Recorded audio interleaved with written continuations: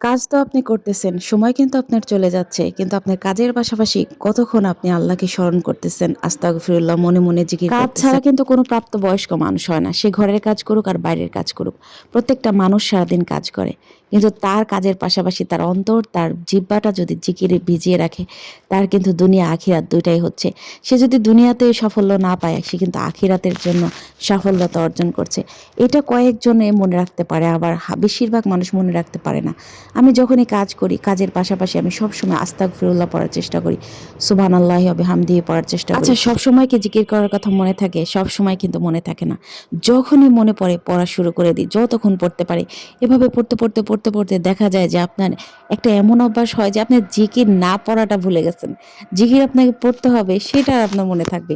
জিকির যে পড়া মানুষ পড়ে না এটা টাকা, পয়সা, স্বর্ণ গয়না এগুলো আমরা জমাতে মেয়েরা অনেক পছন্দ করি, অনেক বেশি পছন্দ করি।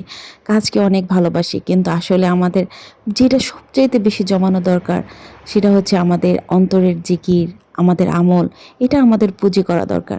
প্রত্যেকটা মহিলা মানুষ অনেক কষ্ট করে। একটা মহিলা মানুষ যতটা কষ্ট করে, একটা পুরুষ মানুষ বাইরে এর চাইতে অনেক পরিশ্রমের কাজ করলেও এই হালকা কাজটা তার কাছে পরিশ্রম বেশি হয়ে যায়। তবে কেন আমরা এত কষ্ট করার পর আমাদের আখিরাতটা সুন্দর করব না? আশেপাশে কবর থাকলে কবরের কাছে ১০ মিনিট যায় একাকী বসে থাকবেন। তাহলে বুঝতে পারবেন যে আপনার দুনিয়া প্রয়োজন না আখিরাত প্রয়োজন। আসলে প্রয়োজন ২ টাই, কিন্তু সবচাইতে বেশি যেটা প্রয়োজন সেটা হচ্ছে আমি এমন অনেক পেঁচালি মহিলা দেখছি যারা শুধু পেঁচাল পারে, সারাদিন অনেক পরিশ্রম করে। কিন্তু আবোল-তাবোল পেঁচাল পারতে আবার নিজেরাই কান্না করে, আবার ঝগড়া করে। পেঁচাল পারতে এমন একটা কথা বলে মানুষের সাথে ঝগড়া করে। কি দরকার তোমার এত মানুষের সাথে কথা বলার?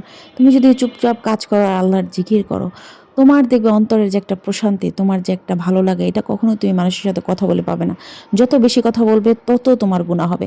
আর যত কম কথা বলে আল্লাহর জিকির করবে তত তোমার অন্তরটা নূর দিয়ে ভরে যাবে। আচ্ছা, জিকির করা কি খুব কঠিন কাজ? এটা কি খুব কঠিন? সুবহানাল্লাহ, আলহামদুলিল্লাহ, আস্তাগফিরুল্লাহ। এটা কে না পারে? কে শিখতে পারবে না? যে মূর্খ তাকে একবার বললে সেও বলতে পারবে আস্তাগফিরুল্লাহ। আচ্ছা, আমরা জানি কিন্তু মানি না, পড়ি না, অলসতা করি।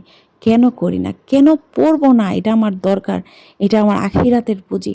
এটা আমার নাজাতের রাস্তা। এটা আমার জান্নাতের রাস্তা। দুনিয়াতে সুখ করতে পারি নাই, আখিরাতে জানি সুখ করতে পারি। এভাবে আমাকে জীবনটা সাজাতে হবে। মহিলাগুলো সবচাইতে কার জন্য বেশি কাজ করে, পরিশ্রম করে জানেন? সন্তানের জন্য। সন্তানের ভালোবাসা, সন্তানের ভালোর জন্য তারা আল্লাহকে ভুলে যায়। তারা হচ্ছে সন্তানের ভবিষ্যতের জন্য নামাজ কালাম ভুলে শুধু কাজ, শুধু টাকার পিছনে ছোটে। অথচ মজার বিষয়টা কি জানেন? সেই আরেকজনের সন্তানকে কেড়ে নিয়ে এসে বইসা রইছে।